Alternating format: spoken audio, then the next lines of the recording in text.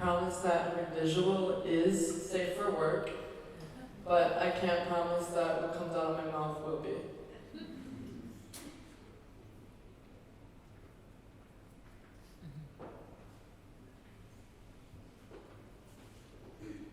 Sweet. I used word art.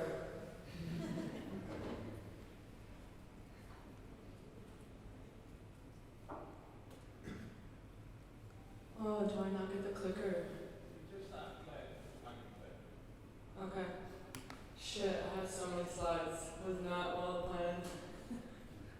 So, 3/4 of us watch porn. Click. It's the third most searched thing on the internet. That's how frequently we're watching it. Click. And we're watching it with such a unique state of attention that there's this natural, automatic, more or less, pleasure response that happens while we're consuming this thing, which is an orgasm. And we don't usually get those in other forms of media. Click. So if greater media is changing, people are paying attention to it, right? We're saying, hey, watch out, please be diverse in your advertisements, please don't tell me what gender roles I should be living with in your films. But yet, so many of us are watching porn and buying it more or less with their clicks and web visits, and we're learning from it without even thinking about it. Click. And I can't really blame us. Click. It's more dramatic if I can just do it myself, but here we are. Next. Thanks, Joe. Because I can't blame us for a lot of reasons, and here are a few of them. First of all, we're in a world, Western civilization, where sex is actually declining. People are having less sex, and sex is more tied to your happiness than being married is and having a religious community. So lacking sex is a pretty big deal. And when you have that loneliness innate in you, not always masturbating is due to loneliness, of course, but it's become so mechanical like eating. It is a thing that we need to do in our hierarchy of needs. And so if we're doing it as if we are eating and we are starving, we're not going to be rolling up and cooking a nice meal that's healthy minded. We're going to be buying fast food or pulling something out of a tin. Click. And we're not researching it. Right now in this world, we're really used to our products that we ought to be buying walking right up to us. We're used to waiting until the press tells us what we should be buying or what we shouldn't be buying, and targeting ads following us around until we're like, oh yeah, all right, cool, I will buy that, thanks. It's not so easy in the porn world. We'll get to that later. And we're definitely not talking about it. Sex isn't something that people talk about very much in this world. It's for a lot of reasons, not any of them I'm going to get into really, but it's shame-based. And so we're not really tossing around our favorite porn recommendations to our pals, especially since we really value our privacy, which I can't blame you for, because at once upon a time, especially here in this country, you're sleeping in the same room as your parents and your kids, and you had to have sex in front of them, more or less. So now that you don't have that, you're feeling really good about the privacy, but unfortunately it comes with some restraints, which is a shame. Click. So, another reason why I can't blame us is sexual education isn't something that we're really lush with. We're in more of a desert. In fact, we're in like a negative desert in some places in the world. We don't have anybody telling us what to do, and of course we're all curious about it. We want to have good sex. We think it would be better for us. So we're turning to porn as our only source of good information. And porn is like being so thirsty that you want soda, but really you should be having water, but you don't know where to find water, and so you only have soda, and so your body's kind of rotting. Click. So I can't blame us for taking twice for those reasons, but we really should, and I'll tell you why next. Click. Because it's controlled by people who aren't super good. It started off being controlled by the mafia, and nobody really would call the mafia good.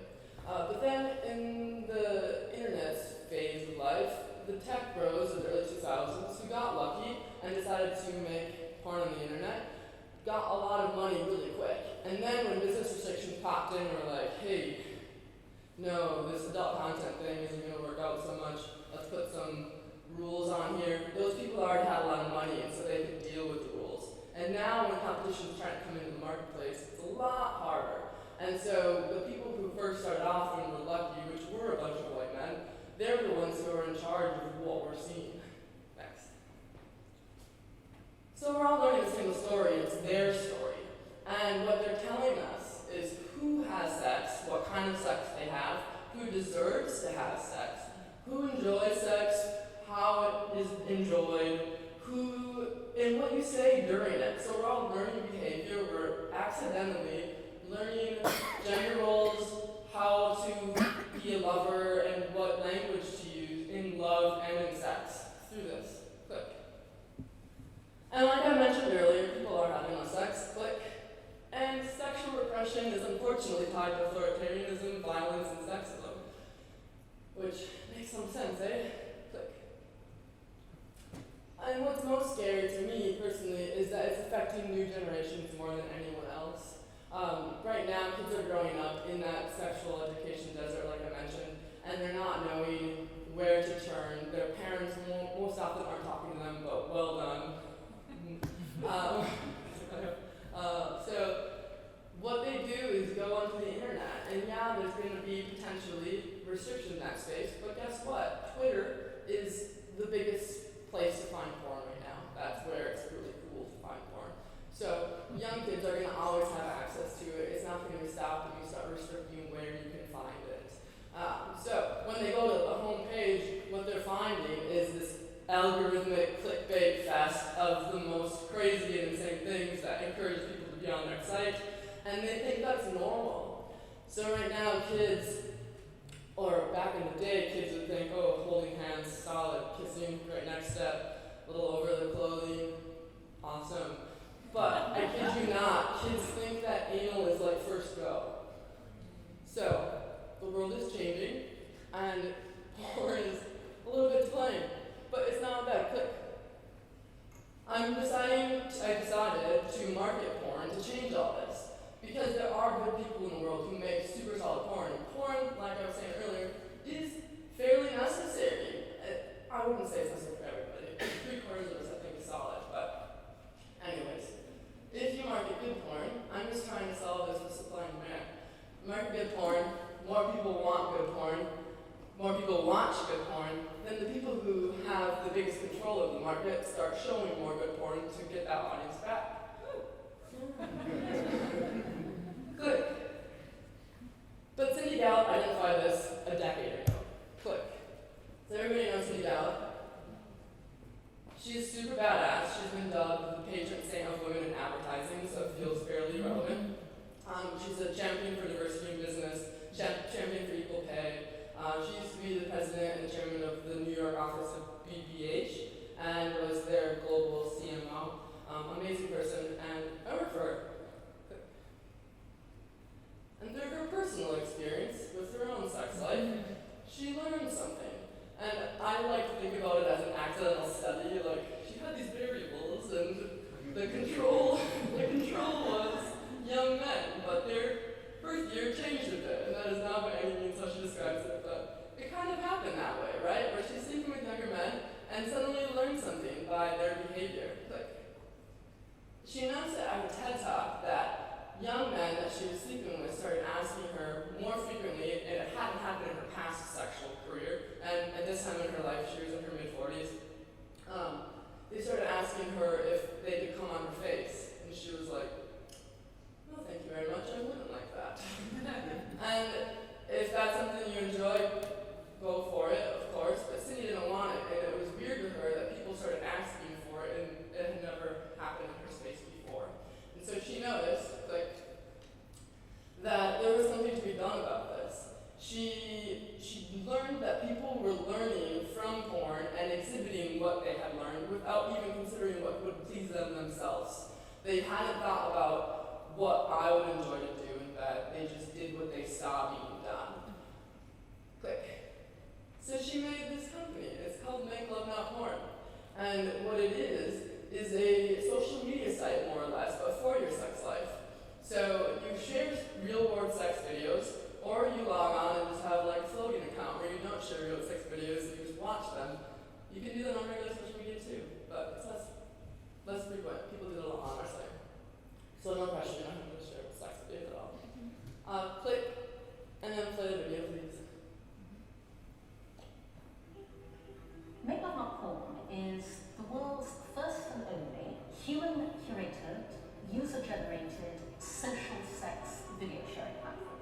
Anybody from anywhere in the world can submit to us videos of themselves having real-world sex. We are not porn. We're not amateur. We are building a whole new category online that has never previously existed: social sex. You don't have to socially share your real-world sex to be a member of our MakeLoveNotPorn community. The vast majority of our members just really enjoy watching our social sex videos.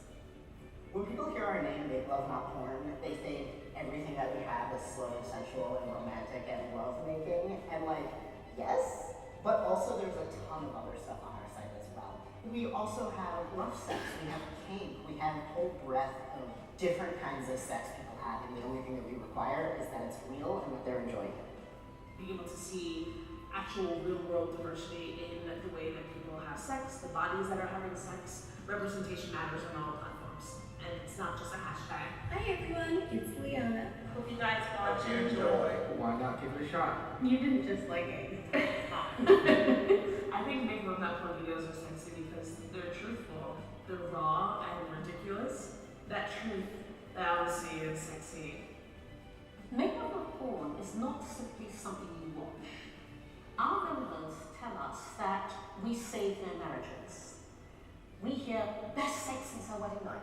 They also tell us that we improve communication in their relationships. For so many people, sexuality is a really important piece of their existence, and we're celebrating that and asking people to join us in talking about it to make it more socially acceptable on a broader scale. People watch our videos and they use them to have conversations about things they've not talked about before. Sex is personality. Who we are sexually informs everything about how we feel about ourselves, about our relationships, our lives, our habits. It just feels like we're more communicative now even, and it's just like we know one another there. I don't know, I like that. Yeah. It feels special. Yeah. We would love you to become a member of MakeLoveNotPorn. Just go to MakeLoveNotPorn.com and join our amazing community now.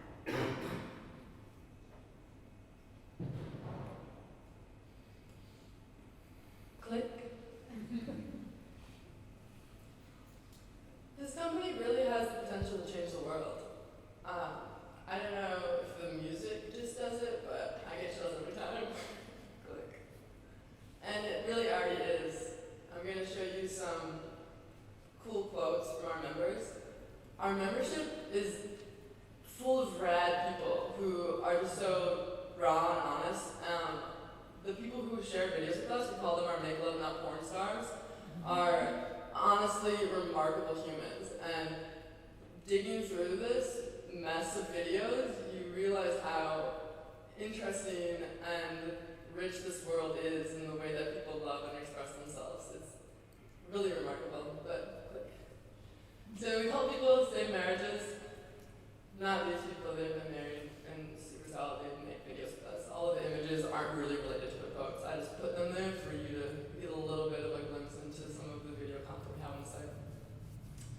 So MakeLoveNotPorn brought us an exciting adventures. It taught us much about ourselves and each other, and we just started to explore our intimate selves. A glimpse of one quote, there's so many. Click.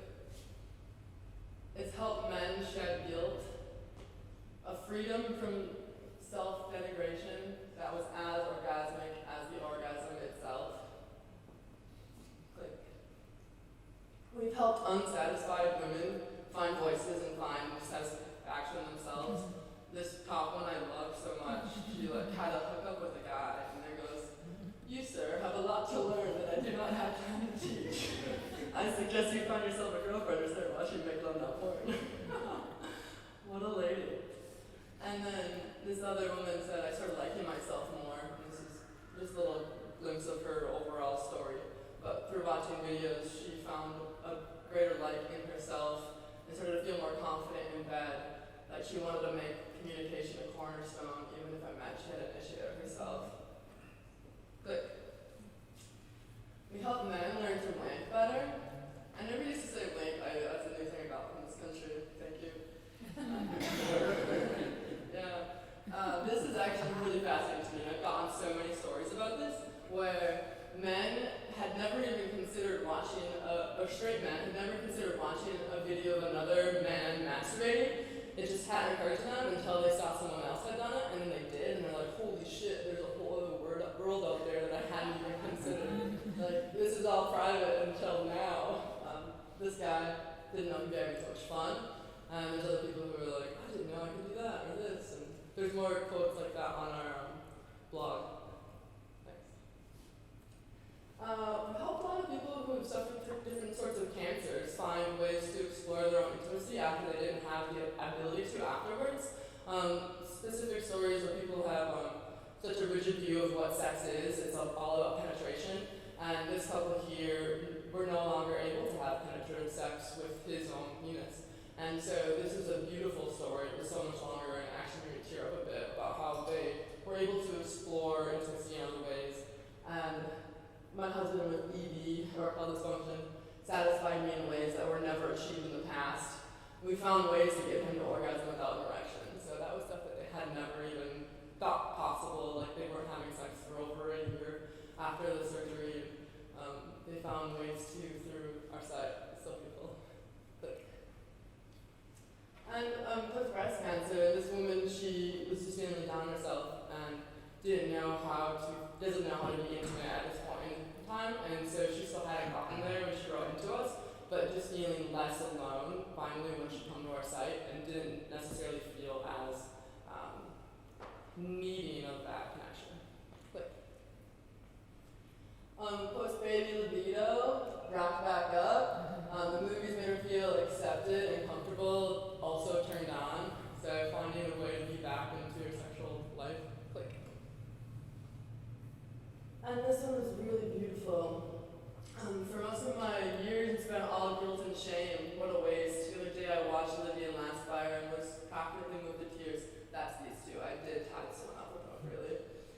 What they shared was so joyful and fun, it was liberating. I smiled all the way through. Not in a lustful way, well maybe a little, but mostly just sharing their lighthearted spirit of joy and mutual pleasure. Rather than masturbate, I celebrated with them. And parents talking to their kids has been a big theme for us. We've actually had parents who've gifted subscriptions to our site to their child.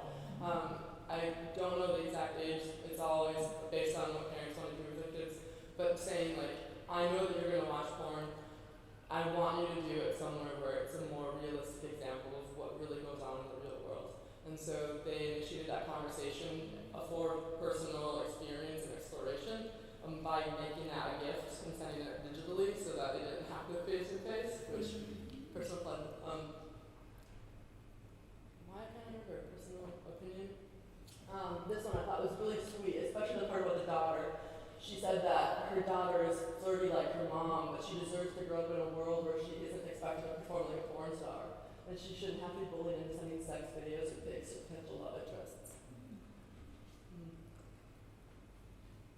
And how many think they have an issue with porn? This guy said that he paid for porn on many, many sites and came to our site just like every other, thinking that he would pay for porn. And I watched one video and I get it. I want to say thank you. I feel like I owe a debt of gratitude. What I saw was absolutely beautiful. I didn't think I'd be converted, but I have been. Pretty cool. Good. So, if you can, if you have the fiscal resources, please subscribe. Every video costs something, somewhere between $1 and $5. It's in American dollars. So there's a rotating system, and it is based on which sort of engagement you'd like, but that's the way to keep our movement running. So if you have it in it, join the social sex revolution.